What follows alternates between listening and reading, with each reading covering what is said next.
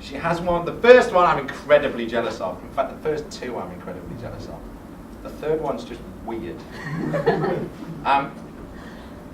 She has a trophy that is made from, among other things, a piece of the first ever Concorde. How I would like one of those. She's also an ambassador for the Bloodhound SSC, which is the next stage of the car called Thrust SSC, which broke the sound barrier, and they're attempting to go 1,000 miles an hour in a car. The third fact is that she can sleep with her eyes open. Which is just a bit weird. Ladies and gentlemen, Ruth.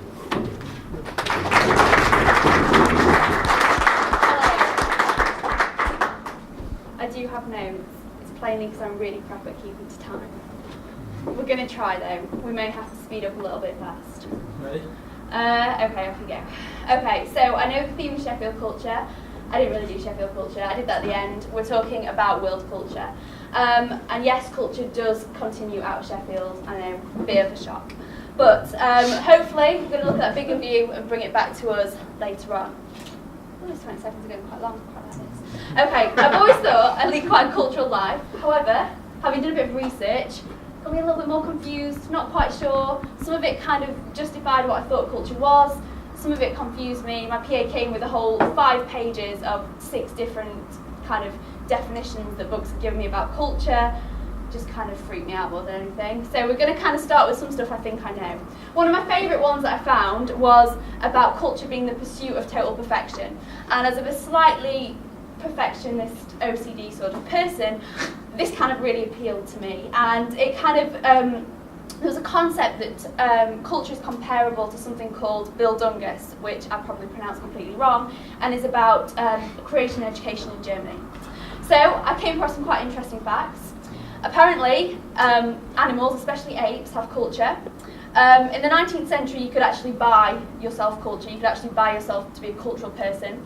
And nearly 2/3 of people aged 15 and over said they attended the cinema, while fewer than 1 in 10 said they went to any sort of ballet, opera, or theatre-based activity. So science, what does science say about culture? Well, it's all about kind of the totality of socially transmitted behavioural patterns, which sounds very intense. That all kind of projects of human work and thought are culture, that it's learned and shared within social groups, and it's non-genetic.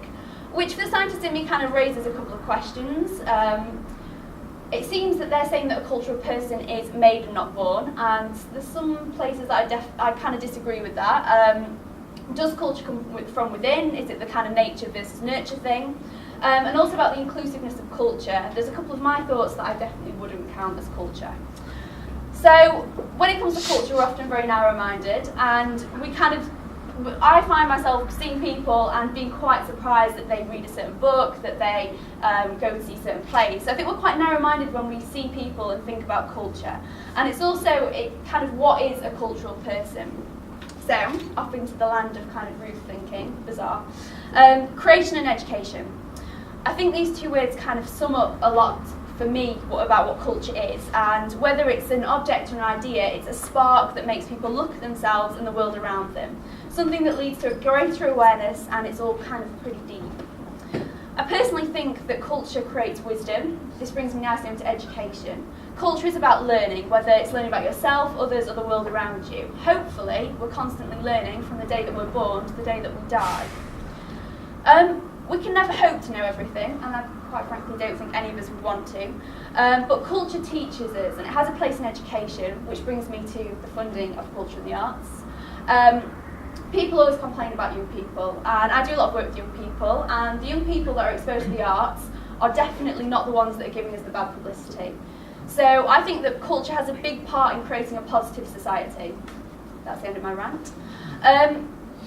Culture, one of the first definitions I came across was about agriculture. So it was about kind of cultivating people, whether it's kind of personal pruning, feeding, and finding the right light.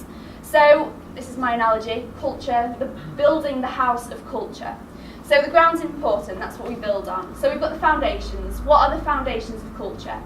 So I decided to look at play. Because for me, play is something we do from a very young age, and it involves imagination. And imagination for me is one of the holy grails of life, and it's the foundations of literature and the arts. So therefore, play is my foundation of my house. What about brickwork? Good bricks is like good content. So content's important. Is Shakespeare more cultural than Agatha Christie? So, you know, quite a deep question, I feel. Now, personally, I'd say yes. I think that there's a lot of layers in Shakespeare and all of that, but it's the same questions arising again and again about how you quantify something that is magically unquantifiable. Language. Language for me is my services, my electricity and my water. Si vous parlez une autre langue, vous êtes considéré comme mes cultures. That was sign language, only learned Wednesday, not very good. So how we communicate is important.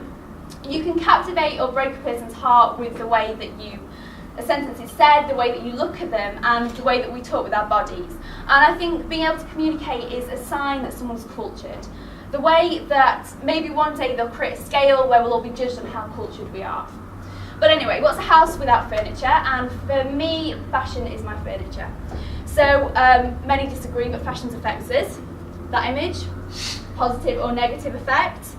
But fashion's a massive part of how we view the world and others, how we judge people, and my boots, what my mother says about them may be different to me, but it's something that's controversial, and that's what it's about. So I have my house, very basic house. I could go into a lot more detail, but the thing for me is that my house is different from your house. The things that I think culture is very different to what you think culture is.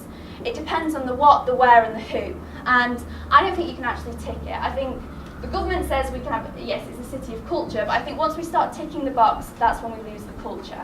We start going for the whole mass rollout culture instead of looking at the personal culture, what is important to us as individuals. You can't please everyone, and I think that's where sometimes trying to go for something on a national level gets quite hard, because actually we should just stick to what we're good at.